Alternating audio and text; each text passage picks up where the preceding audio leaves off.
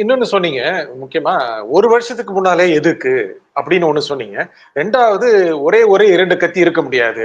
அண்ணாமலைக்கு மாற்று பதவி குடுத்துருவாங்க. அவரு விலகிறவரு விலக்கப்படுவாரு. இதெல்லாம் மாற்றப்படுவாரு. இதெல்லாம் சமயத்துல ஒரே உரையில் ஒரே கத்தி அப்படின்னா, அந்த கத்தி எடப்பாடியா?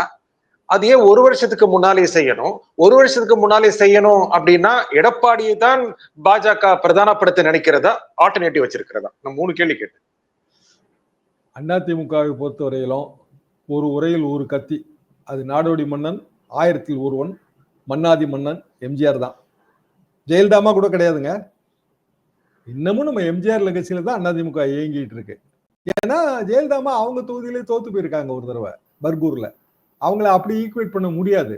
ஆனா அதிமுகவோட அந்த ஓட்டு வங்கியை காப்பாத்தி கொண்டு வந்தாங்க, பராமரிச்சாங்க. அப்படி நம்ம எடுத்துக்கிடலாம்.